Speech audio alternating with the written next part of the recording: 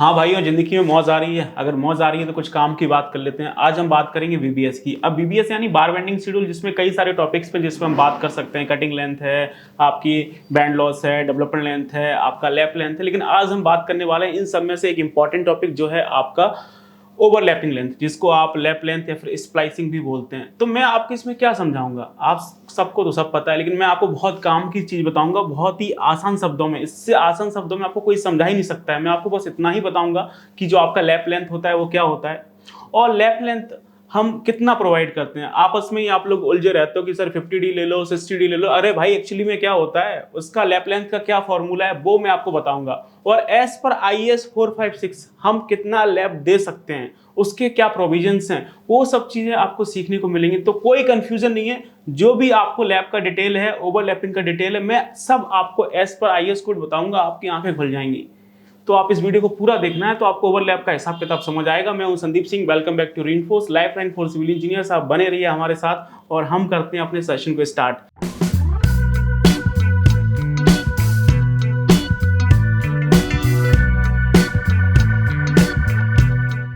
तो सबसे पहले तो आप ये समझिए कि लैप लेंथ होता क्या है। तो बिल्कुल सिंपल भाषा में बता दूं आपको, एक स्टील बार से दूसरे स्टील बार में आपको लोड ट्रांसफर करना है। उसके लिए जो आपकी लेंथ लगेगी उसको हम लोग क्या बोलेंगे, लैप लेंथ।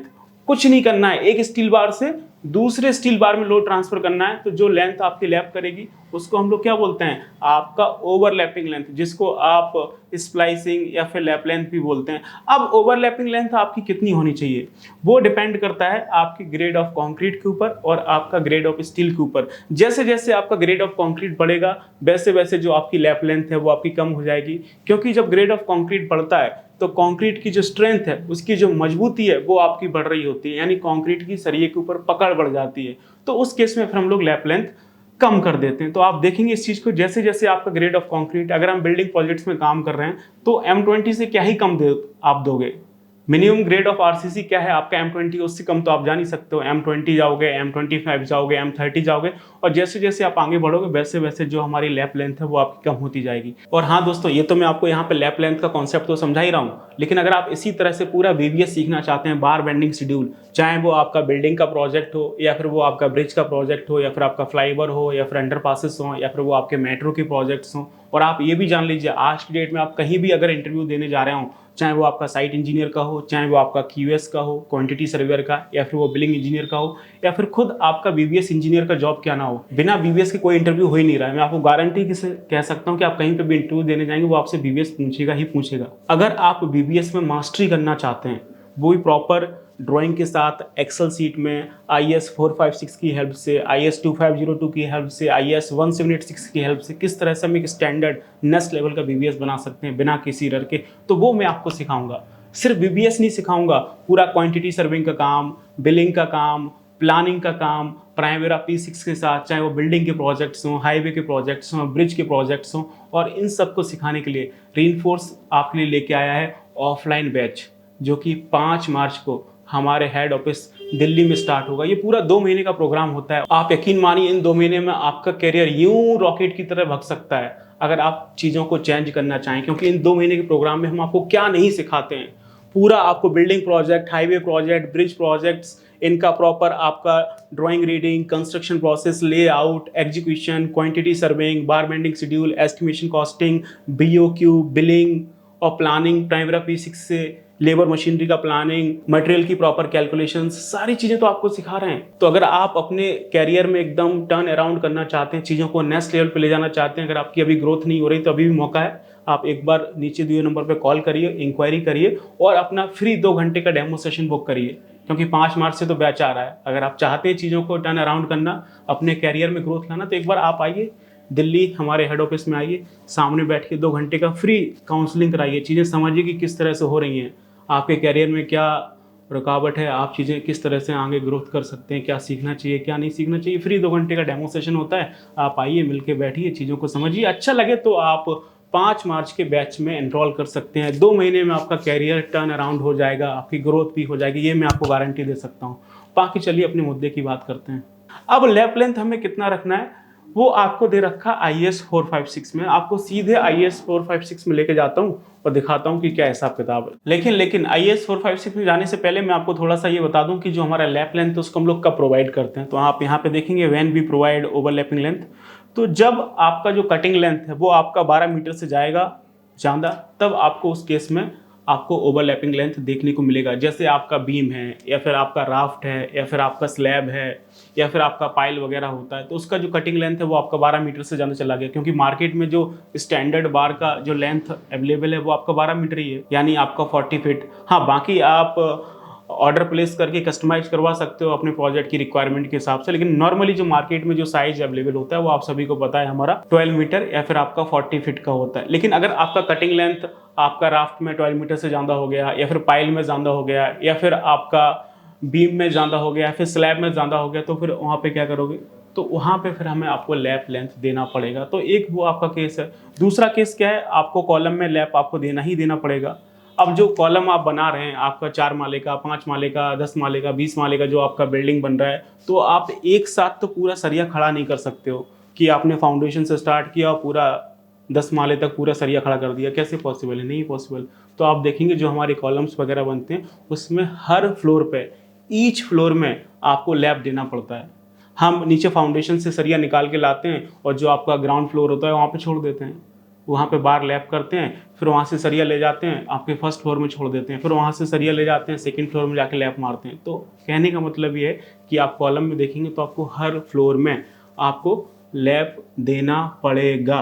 और बाकी कहीं कहीं पे आपका स्टील रीइंफोर्समेंट का काम चल रहा है, फिक्सिंग का काम चल रहा है, आपका कोई सरिया पड़ा हुआ है, ठीक है ना, अब वहाँ पे थोड़ा सा शॉर्टेज हो गया है तो फिर आपको लैप देना ही पड़ेगा। अब उसके लिए आप नया सरिया थोड़ी ना बर्बाद करोगे। अब कहीं पे आपको 10 मीटर का सरिया देना है लेकिन आपके पास 6 मीटर का टुकड़ा पड़ा है, 7 मीटर का टुकड़ा पड़ा है, तो आप फिर उस हिसाब से जो भी आपके पास रीइंफोर्समेंट अवेलेबल है साइड पर, उसके हिसाब से भी कभी कभी आपको चीज़ें देखनी पड़ती हैं।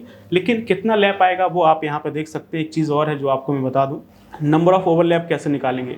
तो उसके लिए आपको कुछ नहीं करना है, जो भी आपकी कटिंग लेंथ आ रही है उसको आप 12 से डिवाइड करोगे तो आपको पता चल जाएगा कि आपके कितने नंबर ऑफ लैप आने हैं। वो भी आपको डेसिमल के पहले का ही डिजिट लेना है और कुछ नहीं करना है। जैसे जस्ट फॉर एग्जांपल आपका कोई बीम है, आपने उसका कटिंग लेंथ निकाला और बीम का जो कटिंग लेंथ है वो कितना आया, आपका मान लेते हैं कि 34 मीटर आया जस्ट फॉर एग्जाम्पल।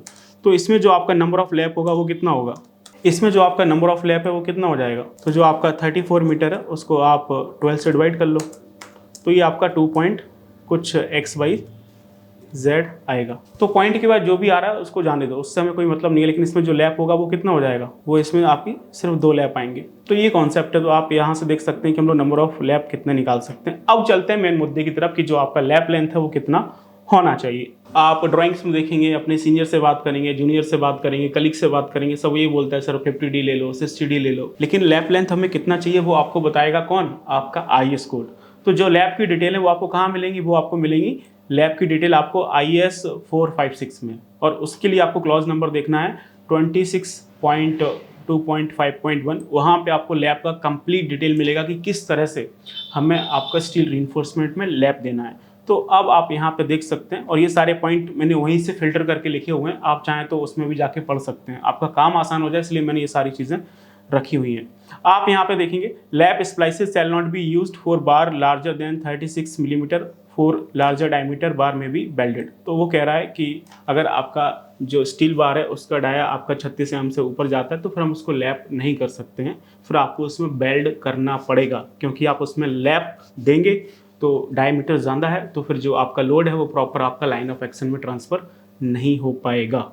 इसके बाद देखेंगे नेक्स्ट पॉइंट आपका क्या है, lap length in a flexural tension shall be LD और 30 times of diameter whichever is greater. यदि आप टेंशन जोन में लैप दे रहे हैं, 2 तरह के जोन होते हैं, एक आपका टेंशन जोन है और एक आपका कंप्रेशन जोन होता है। जैसे आपका बीम है तो बीम में जब ऊपर से लोड आता है, आप सभी को पता है कि जो नीचे वाला पोर्शन उसमें क्या होता है, टेंशन होता है, ऊपर वाले पोर्शन में क्या होता है, कंप्रेशन जोन होता है, ठीक है ना।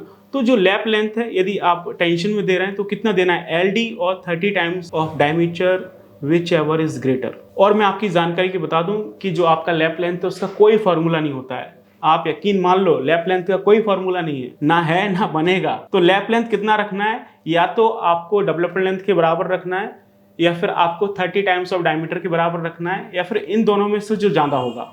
साफ साफ लिखा हुआ है आपके IS 456 में LD और 30 times of diameter whichever is greater. तो इसमें से जो ज्यादा होगा वो आपकी ओवरलैप लेंथ होगी, और मोस्टली केसेस में आप देखेंगे तो आपको हमेशा एलडी ज्यादा ही मिलेगी। तो आप सीधा सीधा एक लाइन में समझ लो कि जो आपका ओवरलैपिंग लेंथ है वो आपकी डेवलपर लेंथ के बराबर होगा ही होगा। कोई फॉर्मूला नहीं है, जितना आपका डेवलपर लेंथ है उतना ही आपका ओवरलैपिंग लेंथ होगा, आपके लिखा हुआ है आईएस कोड में। अब आपका जो डेवलपर लेंथ होता है उसका फॉर्मूला आप सभी को पता होगा कि जो आपका सिग्मा एस अपॉन में जो आपका 4 टाउ बीडी होता है वहां से हम लोग ड्राइव करके लाते हैं। बाकी उसकी डिटेल्स भी आपको IS 456 में मिल जाएंगी। आप यहाँ पे देखेंगे मैंने टेबल बनाया हुआ है, ये देखेंगे, ये आपको डेवलपर लेंथ दे रखा है, दिख रहा है, ये आपको डेवलपर लेंथ मिल जाएगा, वो भी आपका 500 के लिए। तो यहाँ पे सारी डिटेल आपको टेंशन की दे रखी है, यहाँ पे सारी डिटेल आपको कंप्रेशन की दे रखी है।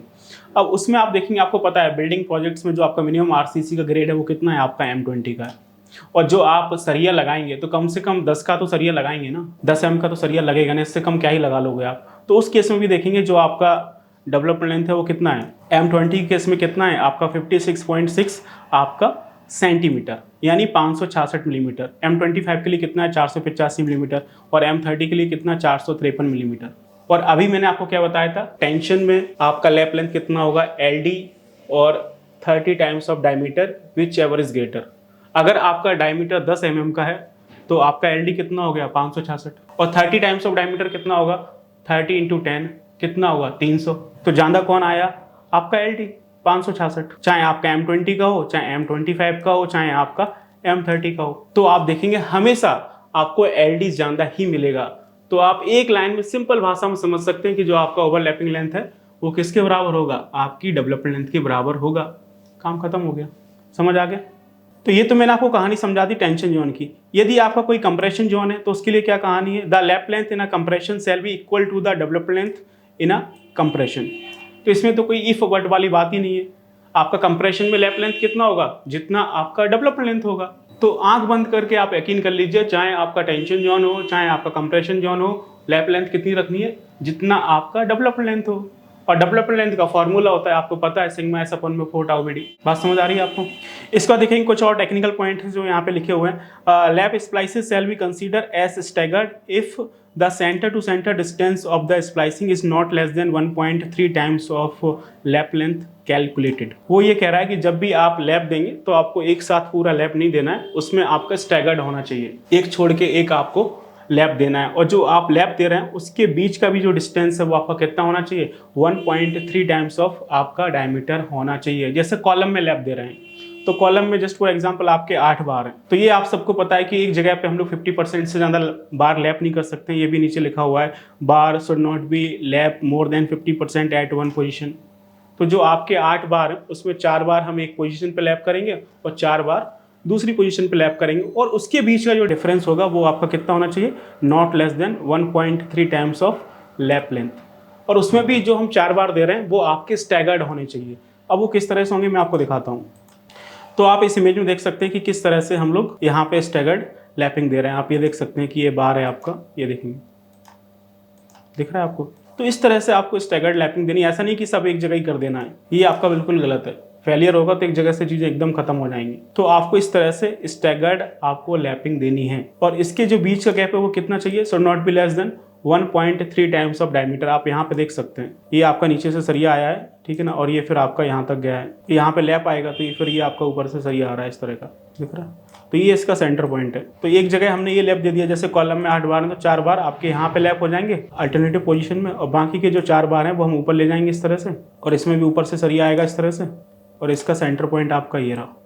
तो इन दोनों के बीच का जो स्पेस है वो कितना चाहिए, 1.3 टाइम्स ऑफ लैप लेंथ। इससे कम में काम नहीं चलेगा। बाकी आप सभी को पता है, जैसे आपका कॉलम है तो कॉलम में आपका जो बीम और कॉलम का जंक्शन होता है वहाँ पे आपका क्या होता है, मैक्सिमम बेंड मूवमेंट कॉलम सफ़र करता है, यानी आपका मैक्सिमम बेंड मूवमेंट होता है, तो वहाँ पे हम लोग लैप देते नहीं है। तो कॉलम का जो बीच वाला पोर्शन होता है जहाँ पे आपका बेंडिंग मोमेंट 0 होता है, तो वहाँ पे हम लोग आपका लैप प्रोवाइड करते हैं, तो वो आपका लैप जोन होता है। बाकी हम डिटेल में बात करेंगे, कभी एक वीडियो बनाएंगे कि बीम है, आपका कॉलम है, स्लैब है, वहाँ पे किस पोजीशन पे हमें लैप देना चाहिए, कब नहीं देना चाहिए, वो बात की बात है, तो उस पर हम डिटेल में बात करेंगे। आगे बात करेंगे कि आपका जैसे आपका कॉलम है तो उसमें जब हम लैप देते हैं तो उसमें हम लोग जॉगल मारते हैं। अगर आपका 12 एम तक का डाया है, 16 एम तक का डाया है तो कोई दिक्कत नहीं है, लेकिन अगर हम उससे ऊपर जाते हैं, 12 एम से ऊपर जाते हैं, तो फिर हमें क्या करना है, वहाँ पे आपका जॉगल करना होता है। तो आप देखेंगे नॉर्मली हम लोग इस तरह से सीधा सीधा लैप नहीं करते हैं कि आपका ये सरिया आया और ये ऊपर से सरिया आया और ये हमने ऐसा लैप कर दिया, नहीं, ये आपका गलत हो जाएगा। तो हम लोग इसमें क्या करते हैं, जॉगल मारते हैं। ये देखेंगे ये इस तरह से सरिया आया, तो यहाँ पे हमने ये 1:6 के रेशियो से जॉगल मारा और ऊपर से फिर जो आपका सरिया आ रहा है उसको हम लोग इस तरह से लेके आए। तो इस तरह से आपको लैप कराना होता है। और इसमें जो आपका जो यहाँ पे चीज़ें इंक्लाइंड हो रही हैं वो आपका 6 टाइम्स ऑफ डायमीटर और 75 mm which ever is greater. और जो डायमीटर है वो आपका कॉलम में 12 एम से कम क्या ही दोगे आप, तो 12×72 होता है, 12 एम का सरिया, 16 एम का सरिया, तो मोस्टली वो आपका 6 टाइम्स ऑफ डायमीटर ही वो आपका बैठेगा। तो उसकी वजह से जो आपका लेंथ है वो इतना बढ़ जाएगा। तो जॉगल मारने से क्या होता है कि जो आपका लोड है वो क्या है, प्रॉपर आपका एक लाइन ऑफ एक्शन में ट्रांसफ़र होगा। इस तरह से दिख रहा है, एक लाइन ऑफ एक्शन में लोड ट्रांसफ़र हो रहा है। और यहाँ पे देखेंगे तो क्या हो रहा है कि ये इस तरह से आ रहा है और इसका जो लोड है वो इस तरह से ट्रांसफ़र होगा, तो फेलियर हो सकता है।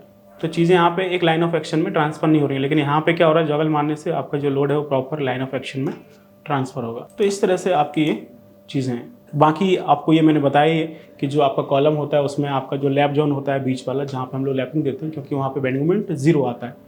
बाकी जैसे ही आप सेंटर से ऊपर जाएंगे तो आपका बेंडिंग मोमेंट बढ़ेगा। आप सभी को पता है कि जो आपका कॉलम होता है उसका क्या इस तरह से आपका बेंडिंग मोमेंट डायग्राम बनता है। तो यहाँ पे जो आपका बेंडिंग मोमेंट है वो क्या है, आपका 0 है। अब इससे आप ऊपर जा रहे हो तो आपका जो बेंडिंग मोमेंट है वो आपका बढ़ रहा है, इससे आप नीचे जा रहे हो तो भी आपका बेंडिंग मोमेंट बढ़ रहा है। तो बीच वाले जोन में हम लोग आपका लैप दे सकते हैं।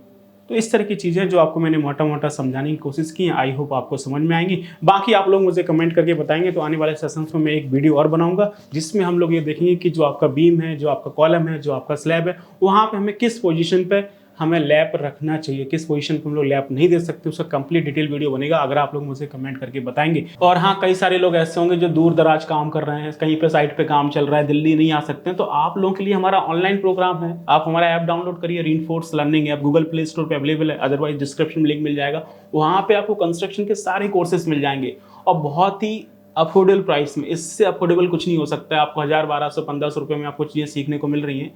आप पूरी स्किल डेवलप कर पा रहे हैं, क्यूएस सीख पा रहे हैं, बीबीएस सीख पा रहे हैं, बिलिंग सीख पा रहे हैं, प्लानिंग सीख पा रहे हैं 1000-1500 रुपये में। इससे कम क्या हो सकता है। तो एप्लीकेशन डाउनलोड करिए, वहाँ पे चीज़ों को एक्सप्लोर करिए कि कौन कौन से कोर्सेज हैं और उससे आप अपना कैरियर को कैसे टर्न अराउंड कर सकते हैं। बाकी मिलते हैं नेक्स्ट वीडियो में नेक्स्ट टॉपिक के साथ। Till then keep learning, keep exploring. Thank you so much.